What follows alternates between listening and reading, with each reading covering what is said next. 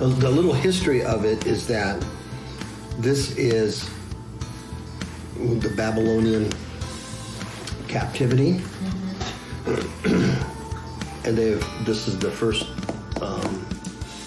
wave. Nebuchadnezzar has come and taken a bunch of the Jews captive out of Judah, and the reason why, now this has nothing to do with us personally, but the reason why was because of judgment. Because they were serving other gods, specifically the Queen of Heaven, and you'll see that later on, but serving other gods, lighting incense. The women were doing it, and the men were allowing it. Huge no-no. And they were not only just worshiping the Queen of Heaven, they were depending on the Queen of Heaven for their food and their sustenance and their happiness and all that nonsense. So that's why they were serving it, just like people do today. You serve the system because it gives you stuff. Same crap, and there's no real men anymore to stand up and go, we can't do that, So it's all about the Queen of Heaven. I don't get ahead of myself.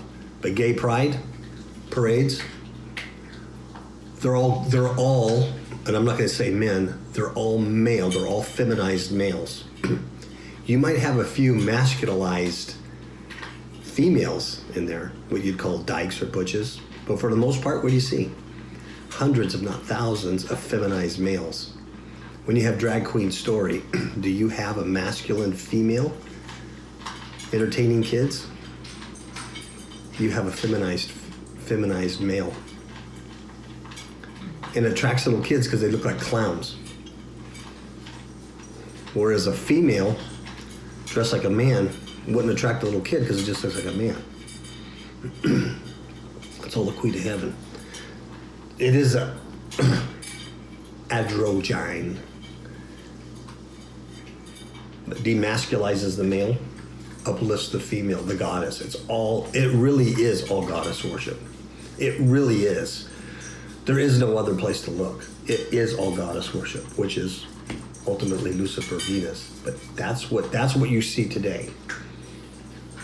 Gay pride, it's all gay men. Even though they say LGBTQ, lesbian, bi, gay, what do you normally see? Feminized men. You don't see masculinized females as much. They're out there, but even that women's soccer team, we all know they're men, feminized men. It's all about goddess worship, always has. Catholicism, Mother Mary worship, all that crap, Queen of Heaven. They are but the priesthood of that religion.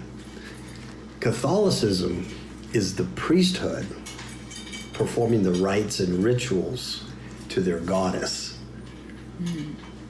Everybody else that follows, whether you're Catholic or not, worship the Queen of Heaven while they provide the priesthood functions. Just like the priests of Yahweh, they did certain things, sacrifices, things in the temple. Not everybody did that, but they all brought their offerings and their things like that for the priest to do that for them. Same, Satan's counterfeit's the same thing. The Catholic Church is nothing more than a priesthood. And so when we used to hear Walter Veith, and he was so, queer on the Catholic Church, it's like, really? It's like, he was right in the sense, except his focus was too narrow. He was simply focusing on the church and not the Queen of Heaven, not the goddess worship. It's true what he was saying, but they're the priesthood. Everybody else follows the priesthood. Now, it's been goddess worship. The Queen of Heaven has been with us way before the priesthood of the Catholic Church. It's just a reincarnation of another Babylonian priesthood, right? But when Christianity, real Christianity, came to be, it destroyed the Queen of Heaven, because God then revealed himself and says, this is Yahweh. This wasn't anything new. God has always said, I'm the true God. That's what was. He had his own people. He had his own priesthood. That was Israel. That's why it ticked him off so much when they went with the Queen of Heaven. You get it? My priesthood left my temple and went to this other side, this goddess thing, the very thing that I'm trying to save people from. That's why it was such a big deal, serving other gods. Specifically, other gods are all the Queen of Heaven. You call them whatever they want. It all goes back to goddess word. That's all the Queen of Heaven.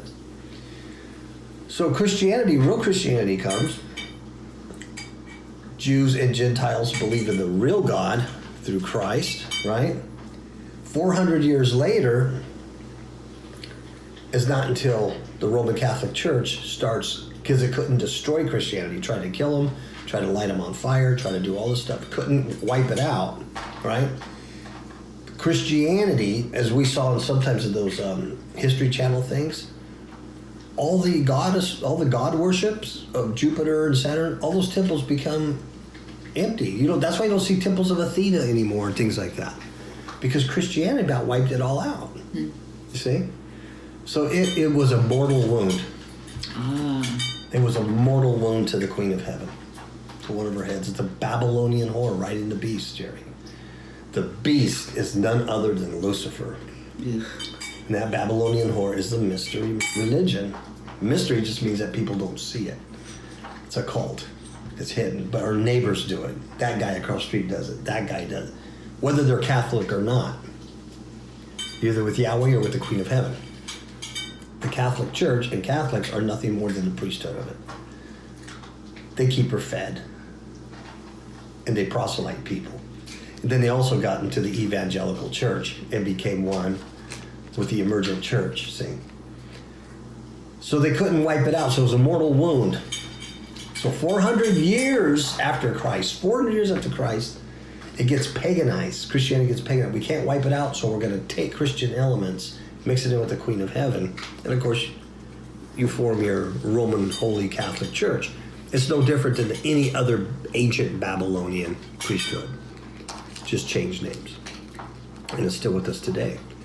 And as today more and more people get away, see, even with the Reformation and stuff, when you had the reformers rebel against the Queen of Heaven, that too was part of a mortal wound. It was like, it started, the Reformation started, Protestantism. People got away from the Queen of Heaven. Well, today, that's no longer. We're all mixed in now. So it's that mortal wound to death that you look and go, oh, and people marvel at it. And who can make war with the beast? And they follow it. And they marvel at it. Because it's anything but dead. It's everywhere. The Queen of Heaven is everywhere. And it was here in Jeremiah's day. That's the reason why God brought Nebuchadnezzar, the Babylonian army, to wipe them out. It was part of their curse. It was part of their judgment. Okay? Recently, spiritual attacks on innocent people have increased considerably. This is partly due to society's transformation into a satanic cult. Most people are clueless or hopeless in combating this spiritual mayhem. We wish to offer 2 good books to overcome these attacks. First, Demons in My Marriage Bed, a true story of spiritual warfare, offers one of the most effective training systems in combating spiritual darkness in order to gain personal freedom. Second, Eyes to See Unseen Enemies teaches how to see the hidden dangers which are all around us, even in places we would least expect them. Both books can be purchased on Amazon.com as a paperback or ebook. It is our desire that you will take advantage of these opportunities to increase your effectiveness in spiritual warfare and learn how to fight back instead of being a victim. We'll see you on the battlefield. So, having said all that, that's where they were at. So Nebuchadnezzar's come. He's taken them captive to Babylon because they left the priesthood of Yahweh. They deserved everything they got. In fact, if there was any remnant left, it was only God's mercy. They didn't deserve that at all. They deserved to be wiped out. Seriously. You cannot feel sorry for these people. They were told time and time and time again, don't listen. Don't friggin' listen. So, Nebuchadnezzar does this, decimates Judah, decimates the land, decimates the temple, decimates the whole area. It's a war zone. And this is what kind of applies to us. We're in a war zone. We've been decimated, okay? Not so much that we've left the priesthood of God and we're being punished. Our war zone is a training zone, but nonetheless, we're in a war zone. It's decimated. Our whole life is upside down. Everything's messed up. You're being trained. You're being tested. You're being pushed to your, Zenith. spiritual limits. Yeah, your zenith. So what Nebuchadnezzar does is he says, I'm going to leave a few people here. And they're like the poor people. He took Daniel, and he took all the really bright young people and all the officers and the court people. He took all the heavy weights with him, kings and those people. He took them with him for the most part. And these are the people he left in the land. Well, because it's smart. If you take everybody out of the land's going to get overrun with wild animals, and these people had already cultivated land. There's vineyards and there's houses. So he left a remnant there. Nebuchadnezzar left a remnant. And he put a man in charge, a Jewish man in charge. And his name is Gedaliah. He's the son of Achiham, and he left him in a place called Mizpah. And then 4 times in chapter 40, people are coming to Mizpah to Gedaliah. Gedaliah was the governor of Judah, left there by Nebuchadnezzar, saying, this remnant can stay here. We're not going to bother you. You can grow your food. You can eat. It's a war zone, but you can occupy it and you'll be safe. Just don't rebel and be stupid. And you can stay here. That was the deal. Stay there. So in chapter 40, Jeremiah had been in prison up to this point. And the Ethiopian had rescued him from that pit. Well, the word of the Lord comes to Jeremiah, and it says that after this captain of Nebuchadnezzar, of the guard, let him go from prison, he took the chains off of him. And he says to Jeremiah, he says it, the Lord thy God has pronounced this evil upon this place. What verse? This is verse 2, chapter 40. It's the captain of the guard. Okay. His name is Nebuzaradan. He's working for Nebuchadnezzar. He's a Babylonian. Jeremiah was taken captive, put in prison, when the Babylonians came and destroyed everything. So they pull him out. The Ethiopian rescues him. They realize Jeremiah's a good guy. Everybody's not a bad guy. This guy declares to Jeremiah, your God is the one that pronounced this evil upon this place. So they know where it comes from. They can't lose. Your God has allowed this. Your God has allowed this war zone, all right? In this case, it was for worshiping the Queen of Heaven. In our case, it's for testing and trials. But the lesson's the same. Verse 3, now the Lord hath brought it and done according as he has said, because ye have sinned against the Lord and have not obeyed his voice, therefore this thing has come upon you. In our case, it's a training thing, but what we were talking about earlier, pray God will close this door, I don't even want to ask God because I know he's going to say no, but I'm going to go this way. That's disobedience, and you're going to bring this on you. You're going to bring it on. Christians are going to bring it on themselves. And that's why they're in the straits there are. They don't know how to get out of it. Pray for me here, I got this, I got that. This is why. And now, behold, I loose thee this day, in verse 4, and he says, from the chains that are on your hands. And basically, in verse 4, he says, if you want to, you can come with me to Babylon.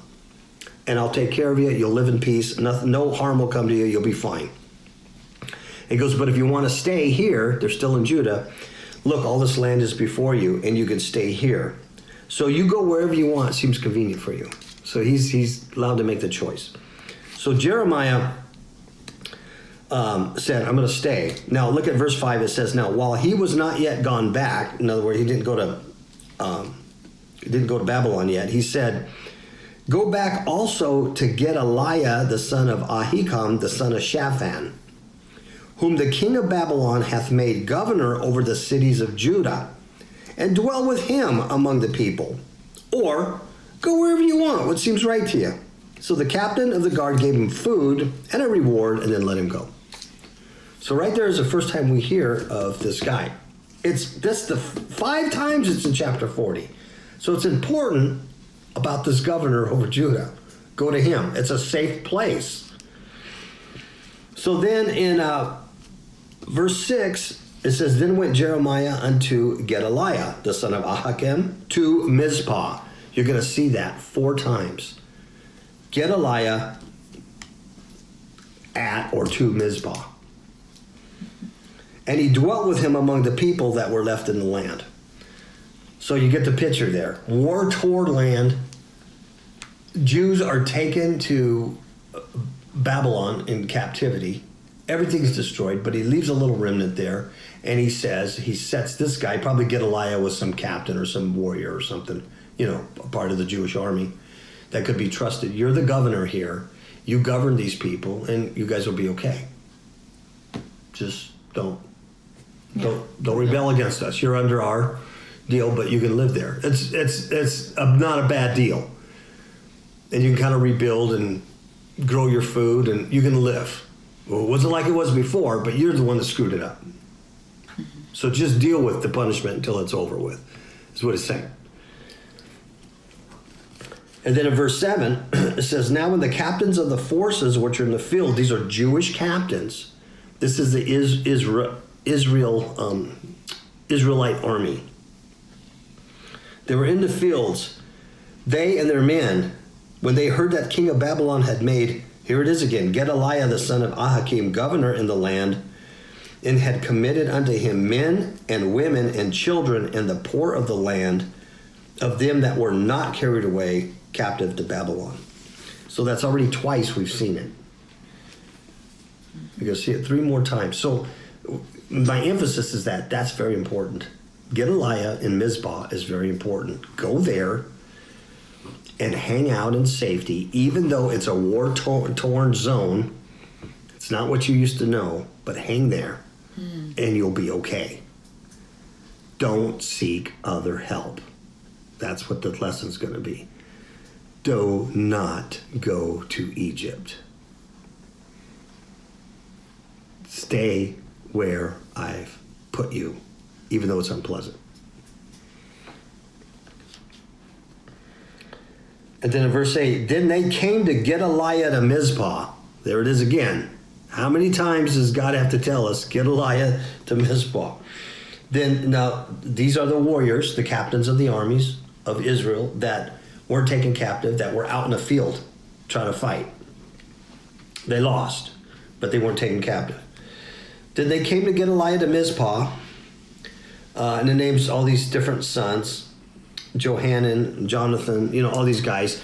The name to remember here is Jonathan, the sons of Kiriah, because you're going to see his name later on.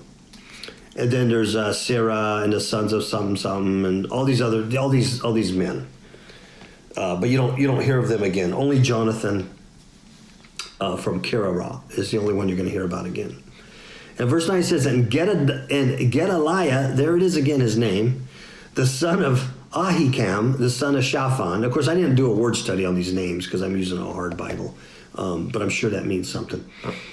Swear unto them and to their men, saying, here's what he says, fear not to serve the Chaldeans. Dwell in the land and serve the king of Babylon, and it shall be well with you. So I mean, as Christians, a lot of times we're like, I'm not going to serve, I'm not going to do it, blah, blah. He's not saying serve the demons. Mm-hmm.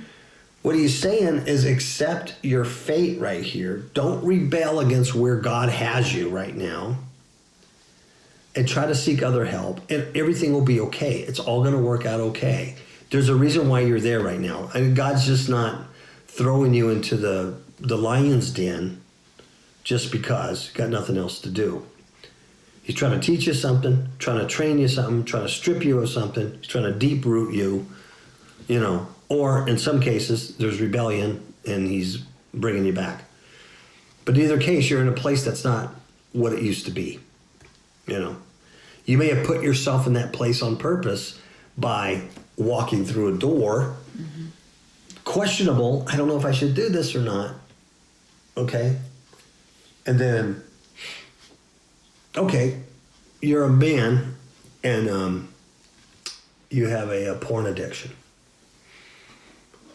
So you say, God, I have a porn addiction, and then you fire up your computer and you start watching porn. You go, God, just help me, just shut it down. If it's not your will that I should be watching this right now, just make my computer blow up or close the door. It sounds ridiculous, right? Somebody's like, what are you doing? You shouldn't have fired it up anyway, right? Mm-hmm. But if you just put that in another scenario, whatever, mm-hmm. then you don't see it as much. Well, should I get this job or should I don't know. Well, if it's not God's will, he'll shut the door. Yeah, like getting a bartender job or working at a porn store. Yeah. It's like, really? Yeah. No, I shouldn't be doing this, but the door will shut it. And then you find yourself in a position that's no good. Mm-hmm. So anyway, so he says, if you dwell here and serve the king of Babylon, everything will be well. And then he says, as for me, behold, I will dwell at Mizpah to serve the Chaldeans, which will come unto us. But ye gather your wine and your summer fruits, so there's food there, and oil, and put them in your vessels, and dwell in your cities that you have taken. You have food, you have summer fruit, you have oil, you have wine. Just chill. I'm going to go to Mizpah. The Chaldeans are coming, and I'm going to serve them there and govern you people. Everything's going to be cool.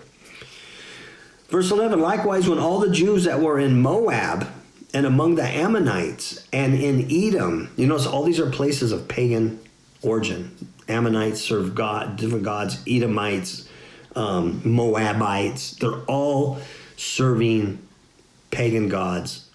That's where the Jews were scattered. Mm-hmm. That's where they ran to when the invasion happened.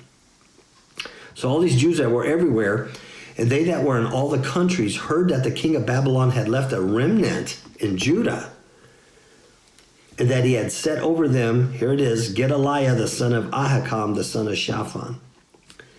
12, even all the Jews returned out of all the places whither they were driven, and came to the land of Judah to Gedaliah unto Mizpah, and gathered wine and summer fruits very much. So that means there was a lot of food there, there's a lot of sustenance, so God is still sustaining them even in a war-torn country. That's our lesson. They're in a war-torn Judah. It doesn't look the way it used to look. It's a mess, the army, and he's taking everybody captive. Look around us. Look around you. Mm-hmm. Look at our neighbors. Look at the people we know, the people we don't know. They've been taken captive. Mm-hmm. And only a few are left. And we have summer fruit and oil and wine and just chill. Just chill. We've got a governor. Just do what the governor says. And all will be well. It's over. No more. Look, you're not going to, these people are taken captive. You're not going to go get them back. You're not going to, this ain't going to happen. Okay, so that sounds good, and it should have ended there. We should never have any more. That should be it. But no, but nay. Verse 13, moreover, Jonathan, the son of Kararai, that's that name we read earlier, and I said, keep an eye on him. Mm-hmm. And all the captains of the forces that were in the fields came to Gedaliah to Mizpah. And basically, he says unto them, dost thou certainly know that Balalis is the king of the Ammonites, have sent Ishmael, the son of Nethaniah, to slay you, to kill you? But Gedaliah, the son of Ahikam, didn't believe him. So Jonathan said, hey, this guy from the Ammonites, he's sending this Ishmael guy, and he's going to kill you. Now. Jonathan, the son of Kareah, spake to Gedaliah at Mizpah, there it is again, secretly, saying, let me go, and I'll go kill this guy, and no one will ever know it, and that way he won't come and kill you. No one will ever know it. Just let me go kill him. He goes, why should he slay you? All the Jews are gathered with you should be scattered, and the remnant that's left in Judah perish. And Gedaliah, the son of Ahikam, there it is again, said to Jonathan, thou shalt not do this thing, for thou speakest falsely of Ishmael. Okay? So I thought, well, that's good for him. Gedaliah is a good dude. He's got wisdom and everything. He's not going to listen to the lies of Jonathan, but nay, Jonathan was right. There was an enemy in the camp. So what happens in chapter 41, it come to pass that Ishmael does come to Mizpah, meets with the guy. They eat and they drink. They have a good time. They have a meal together. Ishmael has some men with him, about, I think they said 10 men. And after he got done eating, he rose up, and guess who they killed? Gedaliah.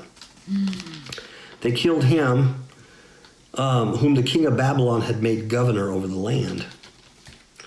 Ishmael slew all the Jews that were with him in Mizpah, and the Chaldeans that were found there, and the men of war. So the Chaldeans, the Babylonians, left some regiment there to keep peace, and they got whacked too.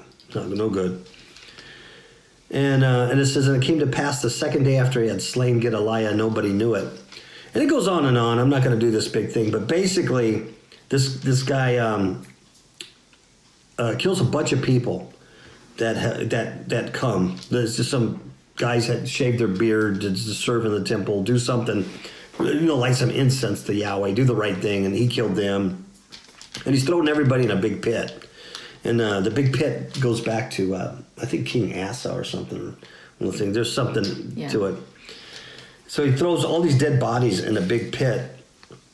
And then it says, 10 men were found among these people who said, don't kill us because we have treasures in the field. We have wheat, barley, and oil, and honey. So don't slay us. So he let them live because they had stuff. And then he killed everybody else, threw them in this big pit. And then Ishmael carried away captive all the residue of the people that were in Mizpah, even the king's daughters and all the people that remained in Mizpah, whom Nebuzaradan, the captain of the guard, had committed to Gedaliah. This guy carried them all away captive, and he went over to the Ammonites, because that's where he was from. Ishmael was from the Ammonites. So, who becomes leader? Johanan. I call him Jonathan. His name is Johanan, son of Kareah. I keep saying Jonathan, but his name is Johanan, like Yopi.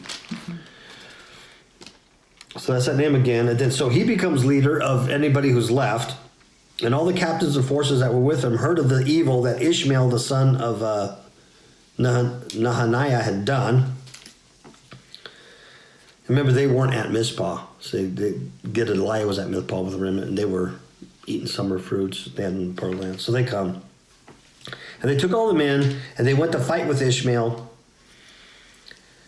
And all the people that were with Ishmael saw Johanan and all the captains of the forces, and they were glad. So the people that Ishmael had carried away captive from Mizpah cast about in return. So they broke ranks and went with Johanan. And Ishmael, the son of whatever his face, he escaped and went back to the Ammonites.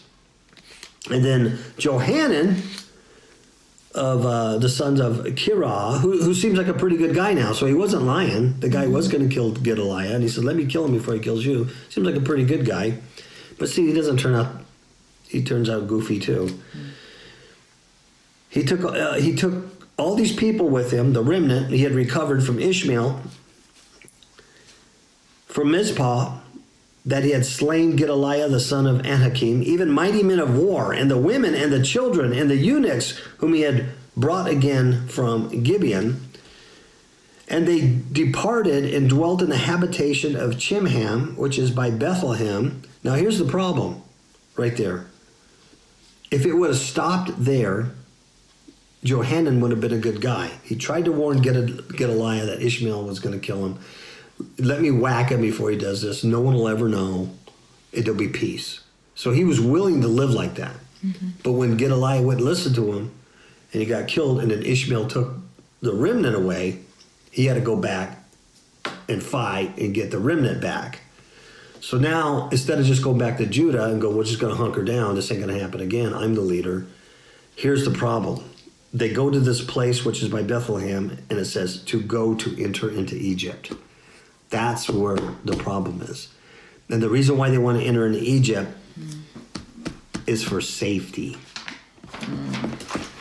God said, I'm going to leave a remnant in Judah. The Babylonians had put a governor in charge of them. And if they just would have stayed there and served the Chaldeans, everything would have been okay. But for some reason, Gedaliah, is having chow with this Ammonite from Ishmael. They're all pagan worshipers. So he has an enemy in his house.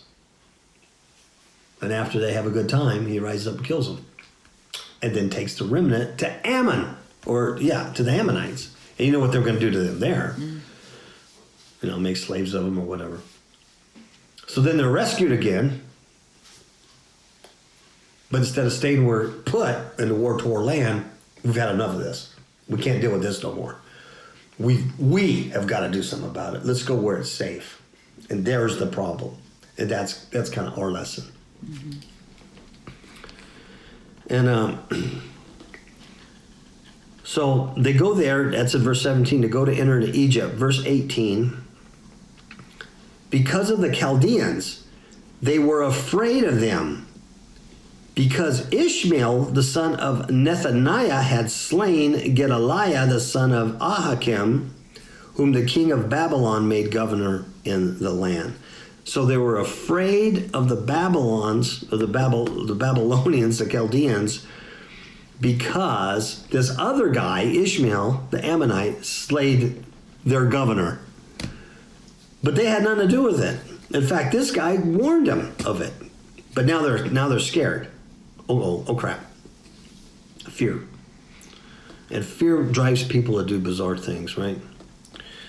So chapter 42, then, now here's really our main crux of our lesson. The Jews inquired of Jeremiah, then all the captains of the forces and Johanan, the son of Kareah, and all these other people, I'm not going to name their names, and all the people from least even to the greatest came near. So it wasn't just the leaders, it was all the remnant, all the people. And they said to Jeremiah the prophet, let we beseech thee, our supplication be accepted before thee. Now here's the deal. And pray for us before the Lord thy God. They aren't seeking God themselves. And probably back then, they probably couldn't. Mm-hmm. There's no priesthood. There's nothing like that. But you have a prophet. You have a man of God in the land still. And so it was probably appropriate back then to have him pray to God, because he can speak in behalf of God. They couldn't. But today, that's not the case. Today, we don't need to go to anybody and go, pray us for us in that sense. Mm-hmm. I'm not saying you don't have people pray for you when you're ill or something like that, but discernment is something God gives you, and wisdom. You should know. Mm-hmm. You can pray for God's leading and him to give you the discernment and wisdom and something like that. You see what I'm trying to say? So they say, pray for us unto the Lord thy God, even for all this remnant. For we are left but a few of many, as thine eyes behold us. That the Lord thy God may show us the way wherein we may walk, and the thing that we may do. So that's great. They're asking the prophet, the man of God, pray to God to show us what we should do in this situation. This is a bad deal. We're war-torn.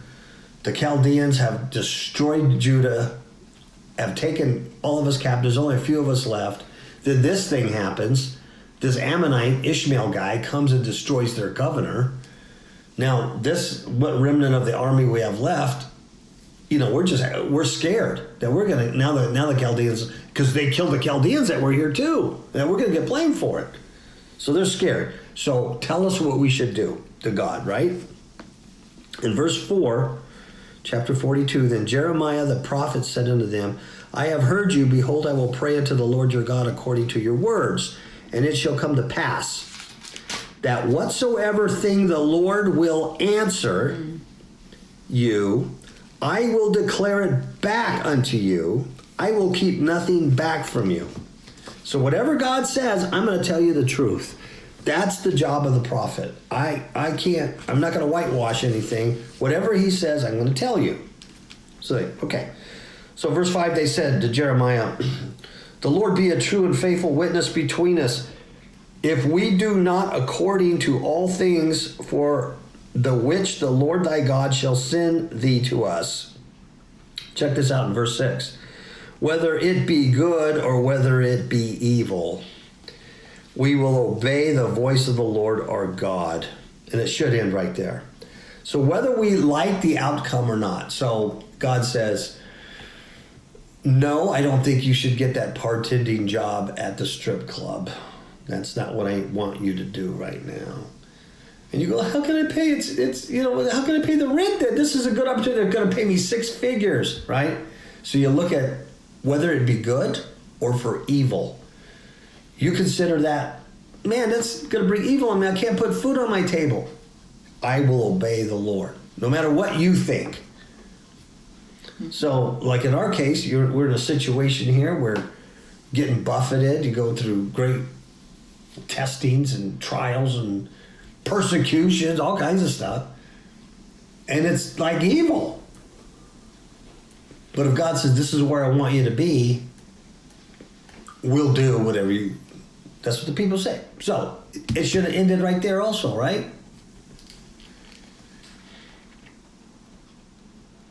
Whether it be for good or whether it be for evil, we will obey the voice of the Lord our God, to whom we send thee, that it may be well with us when we obey the voice of the Lord our God. They know that it's going to be well with them when they obey the voice of the Lord thy God. You know that. Whether it be good or evil. Whether you like it or not, basically, is what I'm saying. Whether you like that decision or not, you know it's going to be well with you if you obey the voice of the Lord. And you can just look around and go, we're a remnant because we didn't obey the voice of the Lord. That's why we're in this position. So, verse 7, and it came to pass after 10 days that the word of the Lord came to Jeremiah. It wasn't, you notice it wasn't. Ask you again, what did you just say? That we did obey God? That we're in this position because I didn't know if you said. Oh, they were in that position because they didn't obey God. They didn't. Okay. Yeah. Yeah. And now they're saying we'll obey. We know that it'll be well with us if we obey the voice of God. But they didn't. That's why they're there in the first place. Right. What I'm saying is like. No, I know, but I thought you said we. Oh, no. No. Okay. Then verse 7, and it came to pass after 10 days that the word of the Lord came unto Jeremiah. And notice it wasn't immediate. 10 days. That's another lesson. Then called he Johanan, the son of Kareah, and all the captains of the forces which were with him. So Kareah is some like general of the army. He was a big wig in the Jewish army at one point because he had captains with him and forces with him. And all the people from the least even to the greatest. So it's not just the leaders, it's everybody. Verse 9, and said unto them, thus saith the Lord, the God of Israel, unto whom ye sent me to, present your supplication before him. Here's what he says, verse 10. If ye will still abide in this land, then will I build you and not pull you down. And I will plant you and not pluck you up. For I repent me of the evil that I have done unto you. Be not afraid of the king of Babylon, of whom ye are afraid. Be not afraid of him, saith the Lord. For I am with you to save you and to deliver you from his hand. And I will show mercies unto you, that he may have mercy upon you, and cause you to return to your own land. So there it is, right there. This is what God says. Stay here, abide, And I promise you, I'm going to build you up, and I'm not going to pluck you up anymore. I repent for all the evil I've done to you. I kind of feel bad. You know, you guys are pretty whacked out, you know. So just hang out here. Don't be afraid. I'm going to take care of the king of Babylon. And matter of fact, I'm going to show mercy on you, and he's going to see that, and he's going to show mercy upon you and have you return to your own land. Is that cool? If they would have done that, we would have never had, well, we probably wouldn't have had Daniel. We wouldn't have had Ezra. We wouldn't have Nehemiah. We wouldn't have any of that stuff. We wouldn't have needed King Cyrus. We wouldn't have had any of that stuff. History would have been totally different. But nay. Now, that's the blessing part. Here comes the cursing part. That's what I said. Disobedience to God is not just, like, you told me this, it's not an option. It's not an option.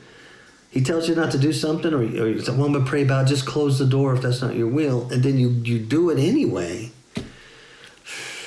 Or you don't even ask because you know what the answer is going to be.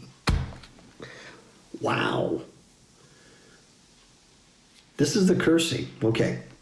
13. But if ye say, this is Jeremiah still talking in behalf of God, but if you say, we will not dwell in this land, neither obey the voice of the Lord your God. You see the direct rebellion there? Mm-hmm. That's a direct rebellion. This ain't by accident. This like, well, we thought we were, but we got a little, what? You know, this ain't by accident.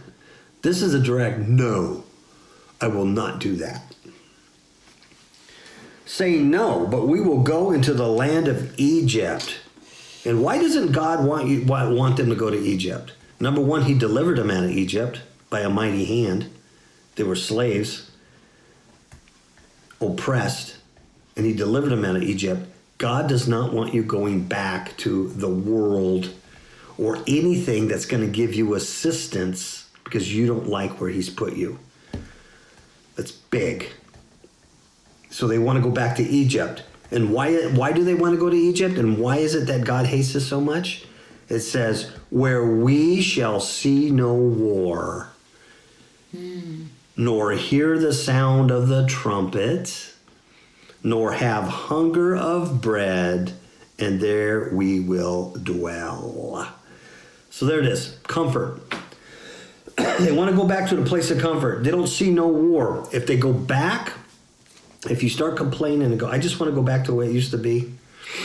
I just want to go back to when I was a first Christian and I was going to this church and everybody loved each other in the past. I just want to go back there. It was so comforting. I didn't have any of this war. I didn't have to do spiritual warfare. And I love this one. They're going to go back, and nor will they hear the sound of the trumpet.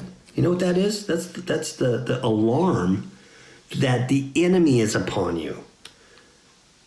In the middle of the night, when we're asleep, and you get the alarm, wake up, Linda, the Philistines are upon you.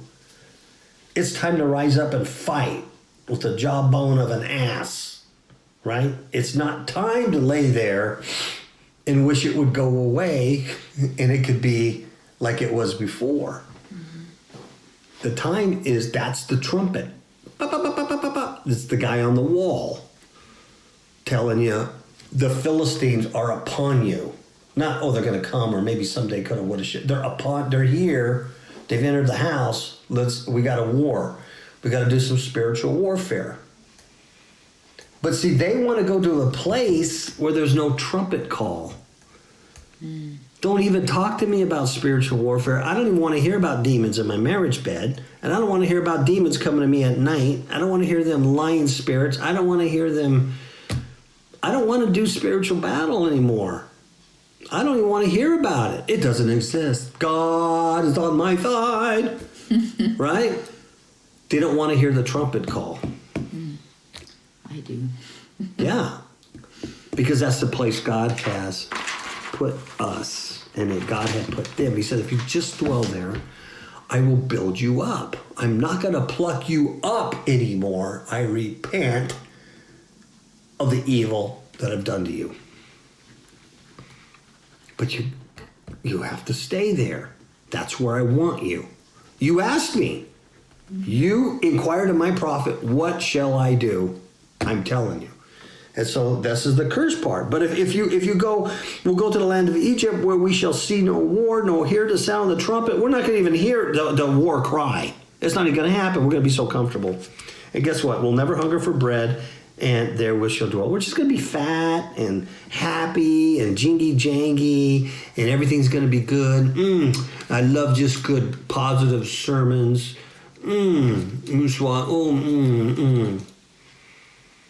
That's not where God wanted them, and that's not where God wants us. So, all this is in context of them going back en route to Egypt. But before they went to Egypt, they said, we better inquire of the man of God, Jeremiah. Took them 10 days. I'll come back with the answer. Is that the answer they want? And it says, verse 15, and now therefore hear the word of the Lord, ye remnant of Judah. Thus saith the Lord of hosts, the God of Israel. If you wholly set your faces to enter into Egypt, what does that mean? That's direct. That's not by accident. That's like, I know what you said, and I know what you want me to do, but I can't. God, I just can't deal with that. I can't accept that. Either it's not from you, either it's not from God, or I really don't want to dig in the scriptures to see if it is. I'm just going to ask a false prophet to give me whatever answer I want. Your ears get tickled. Yeah, I want my ears tickled, so I'm just going to ask one of my buddies who has a Kundalini spirit to pray about it, and he'll tell me, "Oh no, go ahead and do it." It's a direct rebellion. Here, it's not. This ain't an accident, and that's something that you and I need to know too. This ain't something that you just stumble around and go, oh, then God goes whack. This is a direct. I am not gonna do this no more, and I'm gonna find help. I'm gonna call my friend who's a psychologist, and maybe we should make an appointment with the doctor and get our brain scanned because we're both nuts. Right, I think I got a tumor. I mean, your tumor. you know what I mean? Then we start going to Egypt looking for answers. I mean, it's clear as a bell, isn't it? And it says, if ye wholly set your face to enter into Egypt and go to sojourn there, you're going to go live there. You wholly set your face to do it. No, we're going to go live there because I don't want war. I don't want to hear about war. I don't want no trumpet sound in the middle of the night, folks. I don't want no Philistines upon me. Verse 16 says, then it shall come to pass that the sword which ye feared shall overtake you there in the land of Egypt, and the famine whereof ye were afraid shall follow close after you there in Egypt, and there ye shall die. If you stay where God says to stay, as unpleasant as it is, it's war-torn, he'll build you up. It'll be okay. If you go seek help where he told you not to, he wants you to rely on him, everything you fear comes upon. That's why in the early stages, he said, don't go seek help here. Don't go, even as far as seeking help on the internet. First thing you want to do is, Google it and see what Derek Prince has to say about this, or, you know what I mean? And it's just, not that that's wrong, but it's wrong in the context. If he says, I want you to dwell here and not rely on. Because I think the motivation behind that is exactly what their motivation was. I don't want to hear about war. I don't want no war, and I don't even want to hear about it no more. How do I get rid of it? How do I get rid of the famine? I'm afraid of all this stuff. How do I get rid of it? I need comfort, but I'm going to get comfort not from God, from another source. Yeah. Verse 17, so shall it be with all the men that set their faces to go into Egypt, to sojourn there. They shall die by the sword, by the famine, by the pestilence, and none of them shall remain or escape from the evil that I will bring upon them. Thus saith the Lord of hosts, the God of Israel, as mine anger and my fury hath been poured forth upon the inhabitants of Jerusalem, because he had already destroyed Jerusalem with the Chaldeans. So shall my fury be poured forth upon you when ye shall enter into Egypt. And ye shall be an execration and an astonishment and a curse and a reproach, and ye shall see this place no more. So once you do that, you're not coming back to Judah. You don't want that. You're not. It's not the go, sit, listen to me command. He's told you. Yikes. Mm-hmm. The Lord hath said concerning you, O ye remnant of Judah, go ye not unto Egypt. Know certainly that I have admonished you this day. Man, it can't get any clearer. No, certainly I have admonished. Do not seek outside help. Do not go to the world. Do not go to your safe space. Do not go to your comfort zone. Do not be a sissy. Yeah. There's a reason why you're here. It's either because of punishment, because of direct rebellion, or I'm trying to teach you something, and I'm trying to take you to another growth level, and it's ugly, and it's a war zone, and you keep getting woke up in the middle of the night with a trumpet call because the Philistines are upon you. But I'm trying to teach you how to fight, and you got to stay here, and you got to stay focused on me. You cannot rely on Egypt in any manner. At all, you know. And the Lord hath said concerning you, I read that. And it says, verse 20, for ye dissembled in your hearts when you sent me unto the Lord your God, saying, pray for us unto the Lord our God, and according to all that the Lord our God shall say, so declare to us, and we will do it. You dissembled yourself. You've committed it. You asked me. And now I have this day declared it to you. But ye have not obeyed the voice of the Lord your God, nor anything for which he hath sent me unto you. Now therefore know certainly that ye shall die by the sword, by the famine, and by the pestilence in the place whither ye desire to go and sojourn. Right? So here's the problem too. Poor Jeremiah, you think he was left there to do God's will? No. They took him with him. I don't want to go to Egypt. I don't want to go to the world. But they dragged this poor man of God with him. I told you I don't want to be here. I told you not to go. Why do I go? What did I do? So, verse 43, and it came to pass that when Jeremiah had made an end of speaking unto all the people the words of the Lord their God, for which the Lord their God had sent him to them, all these words, check out in verse 2, I'm in chapter 43. Verse 2 says, then spake Azariah, the son of whoever, and Johanan, the son of Kareah, there's a guy again, and all the proud men. Proud men. That's interesting, how they, that adjective. And all the proud men, you know what they said to Jeremiah? Thou speakest falsely. The Lord our God hath not sent thee to say, go not into Egypt to sojourn there. What happened? It's because he didn't deliver the word that they had already made up their mind what they're going to do. They just needed God to confirm what they already decided to do.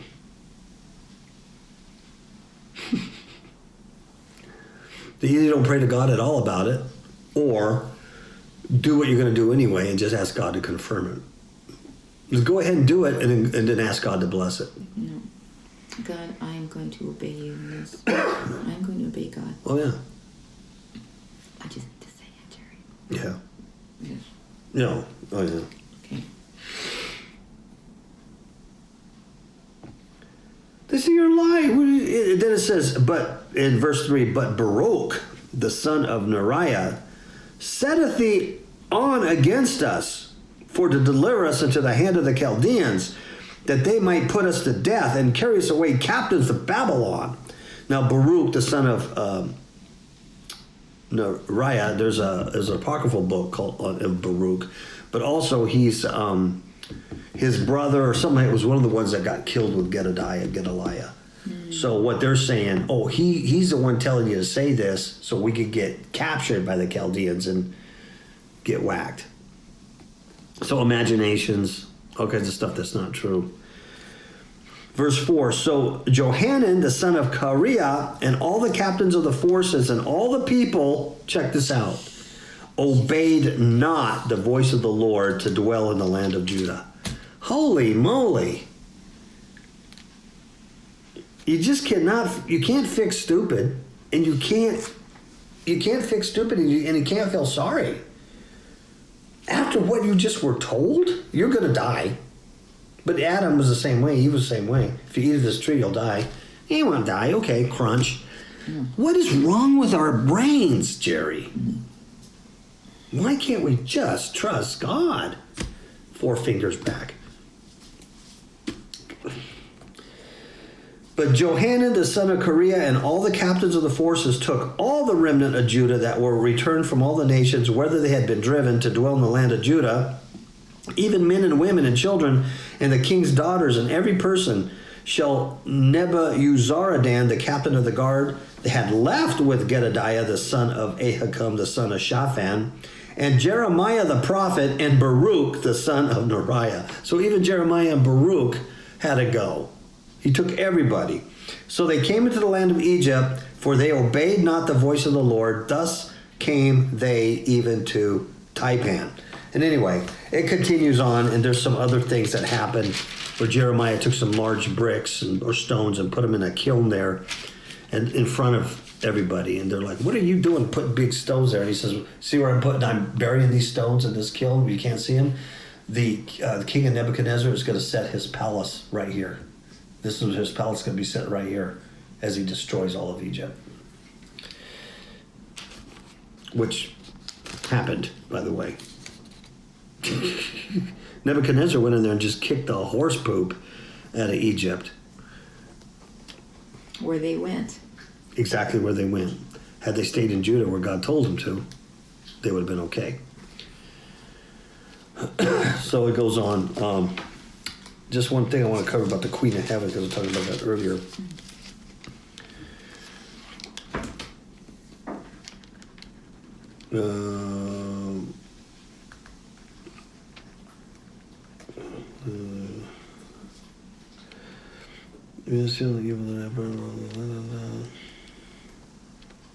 Okay. Thus saith the Lord of hosts. I'm in chapter 44, verse 2. Thus saith the Lord of hosts, the God of Israel, you have seen all the evil that I have brought upon Jerusalem and upon all the cities of Judah. And behold, this day, they are a desolation, and no man dwelleth therein. It's a war zone. And here's why. Now we get the picture of why. Because of their wickedness, which they have committed to provoke me to anger. Here's that wickedness. In that they went to burn incense and to serve other gods. Mm-hmm. Other gods whom they never knew, neither they nor their fathers. In other words, like think about people today serving all these celebrities and, the Church of Nene or BB or whatever her name is, and it's gods that no one ever knew of. They're just worshiping all kinds of stuff. Every rapper that comes in worshipped, everybody, Donald Trump is worshipped. I mean, my goodness, the gods I never even heard of. And then he says, howbeit I sent unto you all my servants and prophets, rising early and sending them, saying, oh, do not this abominable thing that I hate. Please don't do it, folks. But they hearkened not, nor included their ear to turn from the wickedness to burn no incense and other gods. And I think a lot of times as Christians you can read that and go, yeah, but I don't serve other gods. I don't burn incense. I don't serve Malcolm. So I'm good. That was them. But that's what the whole book Idolatry is all about. You do. You serve plenty of other gods. Even if you don't do it, if you're watching them on TV and idolizing and dancing with the stars, or what's that other Game of Thrones you got into? You're not. That's God's will for your life. You're not focusing on the things of God. Verse 6, wherefore my fury and mine anger was poured forth, and I was kindled in the cities of Judah and in the streets of Jerusalem, as they are wasted and desolate as at this day. So it's a war zone. Now, Wherefore now saith the Lord God of hosts, the God of Israel, wherefore commit ye this great evil? Why do you commit this great evil against your souls? You do it against your own self, to cut off from you man and woman, child and suckling out of Judah, to leave you none to remain. What's wrong with you? In that you provoke me to wrath with the works of your hands, burning incense unto other gods in the land of Egypt. Whether ye be gone to dwell, that ye might cut yourselves off, and that ye might be a curse and a reproach among all the nations of the earth. Why? So you go to Egypt so you don't have war and you're safe, and then you go serve other gods over there. Like, what's wrong with you? I know. He says, have you forgotten wickedness of your fathers and the wickedness of the kings of Judah and the wickedness of their wives? Now here is the Queen of Heaven thing I was talking about. The wickedness of their wives and of your own wickedness and the wickedness of your wives, which they have committed in the land of Judah and the streets of Jerusalem. I mean, I read that and I thought, why is he singling out the wives, the females? Instead of saying all you did it, male and female, all you guys served other gods. But why is he saying the wives? Because they're the ones that fed them or something. They're doing goddess worship. The females are attracted to the female goddess. All this transgenderism, even gayness, where it's feminized male, not so much masculized female. This equality, Me Too, all these crazy chicks in Congress, or allegedly females in Congress, it's all goddess worship. See, and that's what they're doing with the Women's Center. With the History Center, yes. And like you said, God gave me that discernment. Like, I Don't don't go. think God wants me to do that. Exactly. See, you didn't even have to get involved in it and go, God, if this ain't your will, close this door. You already had a hankering that, I don't know why, I can't put my finger on it, but I just don't feel comfortable getting involved with that. Yeah. Even something so simple as painting the mural. Yeah. That I like to do. Which I gave you that idea. I the one I gave you that, hey, this might be something you want to do. So even I didn't see through it. Because on the surface, it's always like, this is good. This is good for the community. What's wrong with equal pay? Women should get paid the same if they're doing the same job. I have no problem with that. It's used under the current as goddess worship. It's all about the Queen of Heaven. And it's through the women that get, just like Eve, how they get the men to accept it. They just look the other way. They're probably just happy, they're doing something. You know what I mean? And it's been around for centuries. So Catholicism isn't new. They're the new priesthood, but for at least the last 2,000 years of Queen of Heaven worship. This is what this is all about. It was a wound. It almost died in the first couple of centuries of Christianity. But now it's risen again. And today, marvel at who could make war with that beast. It's everywhere. You're not going to stop it. Who can make war with that beast? It's on every logo. It's on every t-shirt. It's on Nike. I was thinking today, I was shaving with my razor and I was thinking about Gillette. I was like, what does a razor company have to do with feminism? You know how they did the shave your beard challenge and, challenge you to be less toxic masculinity? It's all goddess crap. All of it. Androgynous. When they say androgynous, like become one, it's really just become a female. It's one, but it's a female. There's no masculinity in there. Become the goddess. Become a goddess. It's Queen of Heaven. And now I see it, that it's everywhere. It's in, like Morpheus says, it's in your church. It's in your banking system. It's in your car. It's at your school. It's at your work. It's everywhere. It's a matrix. It's goddess worship. Queen of Heaven, Queen of Heaven, Queen of Heaven. And it's buried everywhere. Call it Baphomet, call it Lucifer, call it Pride Month, call it LGBTQ, call it intergender, call it equality.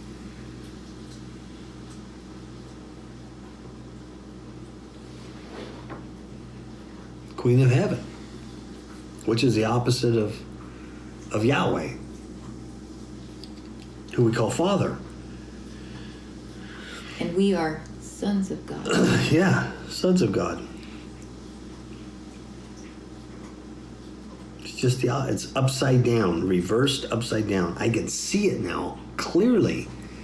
It's all upside down. And that's how we get sucked into stuff, because now we're watching Game of Thrones. We're watching Hunter Games, who has a strong female. We're watching, what's her face, Resident Evil, whatever her name is, Mila Kokovic. You watch all that stuff? Yeah. Wonder Woman. When I grow up, I want to be a woman. It's more than just demasculating the male or just making him. It is androgyne. It is goddess. It's Queen of Heaven is, in fact, the unveiling is Lucifer. Lucifer is a chick. He's a goddess. He's the opposite of Father Yahweh. Of course he's a goddess. He's the opposite. There's no God Yahweh character in him. God is truth. God is truth. He's the truth. Who's this guy? The father of lies. Yeah. God is up. He's down. God is good. Light. This guy's in darkness. Wow. And that's why God told me, I was told, everything is false. Everything is false. Because this is his kingdom. The enemy's kingdom. This is goddess's kingdom. Everything is false. So as long as you go to Egypt and want all the good stuff and everything, you're under the goddess. That's what this is about. All this is breaking it. And it probably the timing of Beltane, right? Goddess over there with her Buddha crap. These guys would love them to death. I'm not saying don't fellowship with them, but I mean the whole women's little thing. Not that was bad itself, but for you, wanted you to divide asunder and put that discernment. That's fine, as long as that discernment's working. You know what I mean? And you know.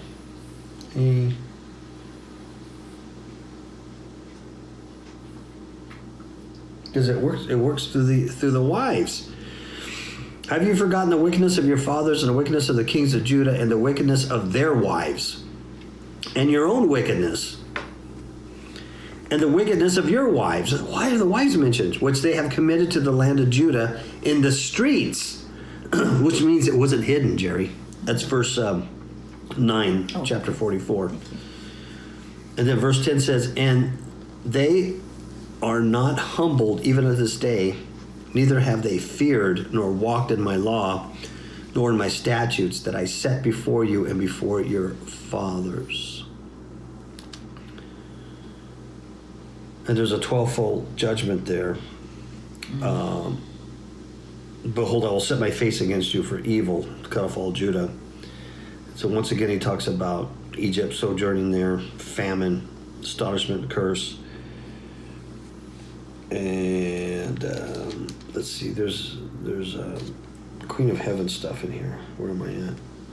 At verse 12. 17. Oh, yeah. You should start with 15. Yeah. Sorry, I don't mean to tell you. No, Sorry. renewed rebellion. Then all the men which knew that their wives had burned incense unto other gods. So when he says other gods, it means the Queen of Heaven. And so under the Queen of Heaven is everything else. Catholicism is nothing more than the priesthood for the Queen of Heaven. And that's why there's so many saints under that. Everything else follows under the... He is Baphomet. Lucifer, who calls himself the light bearer, is in fact an androgynous female. He's opposite of Father. So we got to get out of our head male and female down here, but spiritual maleness and femaleness. Then which all the men which knew that their wives had burned incense unto other gods, and all the women that stood by, a great multitude, even all the people that dwelt in the land of Egypt, in Pathros, answered Jeremiah, saying, here's what they said: As for the word that thou hast spoken unto us in the name of the Lord, we will not hearken unto thee. And here's why. Here's why they won't hearken. Here's why we're not going to listen to your toxic masculinity, Jeremiah. But we will certainly do whatever thing goeth forth out of our own mouth, to burn incense unto the Queen of Heaven. Why is the Queen of Heaven better than Yahweh, the Creator God? Because of comfort. Because of comfort. And to pour out drink offerings unto her, as we have done, we and our fathers, our kings and our princes, in the cities of Judah and in the streets of Jerusalem. It's not hidden, it's everywhere. For then, back then, when we used to do this, we had plenty of food, plenty of victuals. We had food everywhere. And we were well, and we saw no evil. But since we left off, in other words, since we quit burning incense to the Queen of Heaven and to pour out drink offerings unto her, we have wanted all things and have been consumed by the sword and by famine. So in other words, they're blaming their problems not on the fact that they disobeyed Yahweh, but that because they listened to him and quit offering this stuff to the Queen of Heaven, that's why they had the problems. When we used to, it was great back then. Talk about hardness of heart and darkness in their heart, Jerry. The deception, the delusion. Yeah. Yeah, that you can't see too. You can't see cause and effect. You think your calamity is because you quit doing the very thing that caused the calamity. The very thing that caused the calamity is what you think you should keep doing to make it go away. That's spiritual retardation. And then verse 19, and when we burned incense to the Queen of Heaven, when we did that, and poured out drink offerings unto her, did we make her cakes to worship her, and pour out drink offerings unto her without our men? Did we do this in a vacuum and the men didn't know it? All the princes and the kings of Israel, all the godly men, did they not know what we were doing? Of course they knew. You know why the men liked it? Because they had food and they had victuals and they had peace and they had comfort. And they're like, well, maybe this works. It's cool. See, but that's where Comfort. the Jezebel spirit comes in. Mm-hmm. And that's another thing that came to me. Jezebel's spirit is nothing more than Queen of Heaven. Yeah. Oh, yeah. It's just, it's we call it the Jezebel spirit because of Revelation, and, Jesus Same says one. you allow that Jezebel to teach. It's nothing more than the Queen of Heaven spirit.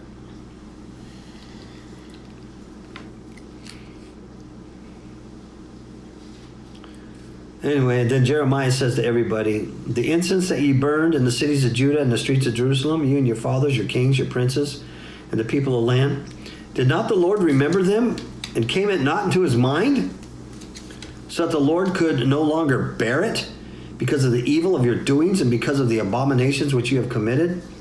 Therefore is your land a desolation and astonishment and a curse, without an inhabitant, as it is this day. He corrects them. Therefore, it's because, you idiots, because ye have burned incense and because you have sinned against the Lord and have not obeyed the voice of the Lord, nor walked in the law, nor in the statutes, nor in his testimonies. Therefore, this evil is happened unto you as it is this day. Amen. Yeah. There's more Queen of Heaven down in verse 25. Mm-hmm. Jeremiah even said to all the people and to all the women, hear the word of the Lord, all Judah that are in the land of Egypt. Thus saith the Lord of hosts, the God of Israel, saying, ye and your wives have both spoken with your mouths and fulfilled your own hand. You cursed yourself, saying, we will surely perform our vows that we have vowed to burn incense to the Queen of Heaven. They are worshiping the Queen of Heaven. People today worship the Queen of Heaven. They don't even know what they're doing. Oh, I think Beyonce's the best. Or what's her face? Any other little stupid singer. Any of the celebrities. Yeah, any celebrity. I go Cyrus. to this movie. I love this movie. I love this actor. I love this band. I love this.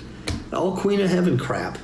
You just it's no different lighting incense to it. And that's Makes why me it's so feel good. interesting that what we said earlier today is that since we're so focused on Christ and doing the will of God and keeping our eyes on Jesus, that all this other stuff really doesn't have any. It's sickening. Yeah, no any desire. interest. Nothing. No. So there's nothing you could watch or anything that has any satisfaction. 25. We will surely perform our vows that we have vowed to burn incense to the Queen of Heaven and to pour out drink offerings unto her.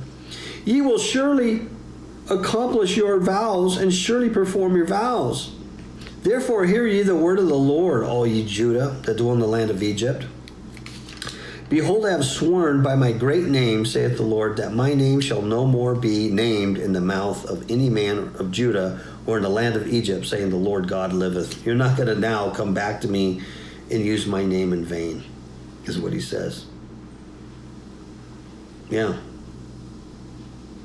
I'm not going to put up with it no more. Behold, I will watch over them for evil. In other words, I'm going to send all kinds of evil and not for good. And all the men of Judah that are in the land of Egypt shall be consumed by the sword and by the famine until there is an end to them. But there's going to be a small number that will escape from the sword and will return out of the land of Egypt into the land of Judah. And all the remnant of Judah that are gone into the land, the ones that escaped by the hair of their head, they barely made it out, shall know whose words shall stand, mine or theirs. Now we know from history that Nebuchadnezzar came and just kicked the living daylights out of Egypt, killed everybody, did burn their temples, their gods. It was never the same. So, let's see. There shall know whose words shall stand, mine or theirs. God check. Rebellious, stupid people. Queen of Heaven, uncheck. And this shall be a sign unto you, saith the Lord, that I will punish you in this place, that ye may know that my word shall surely stand against you for evil.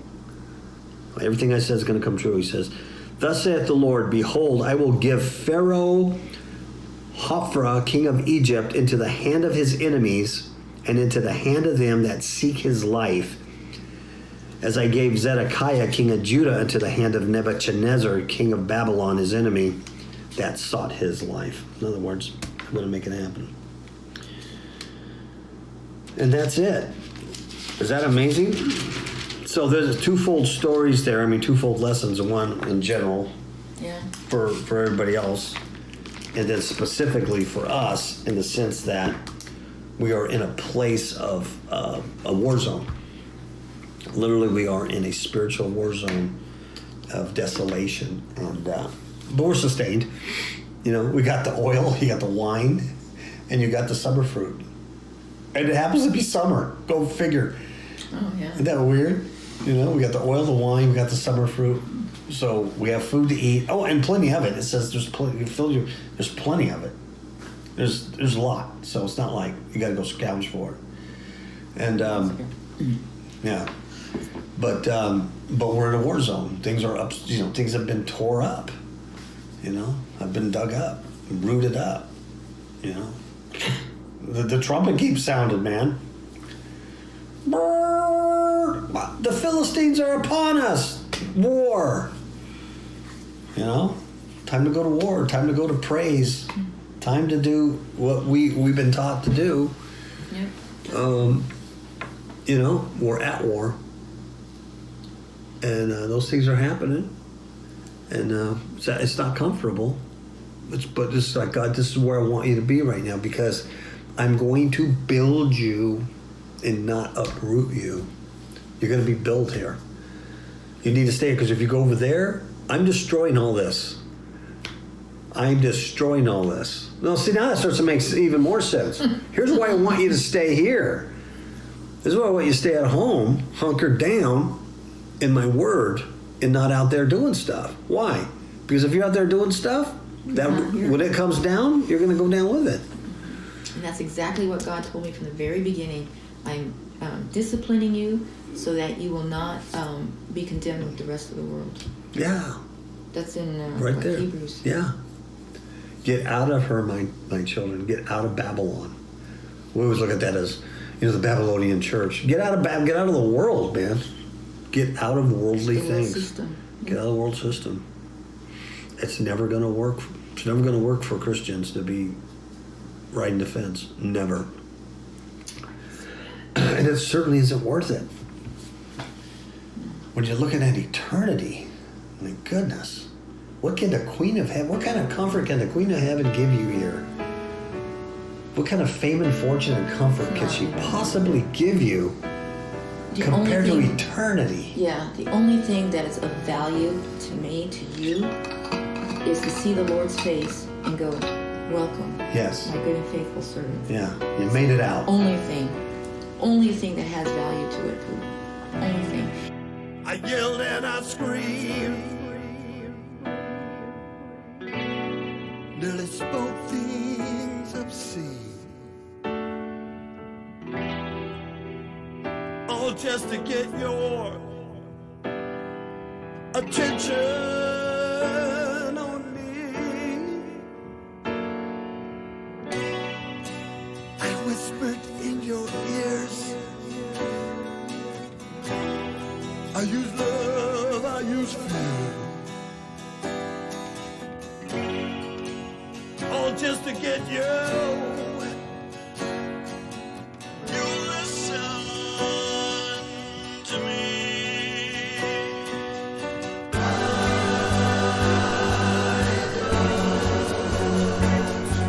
You listen to me.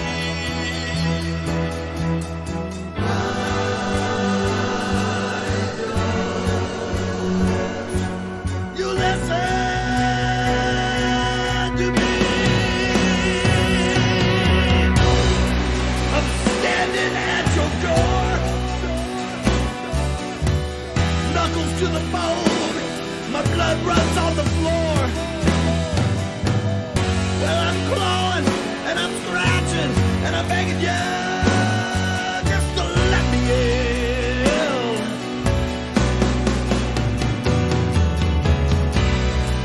As sure as the days turn gray, your light will soon be fading away. As you go to the grave, you're gonna beg for just one more chance to listen.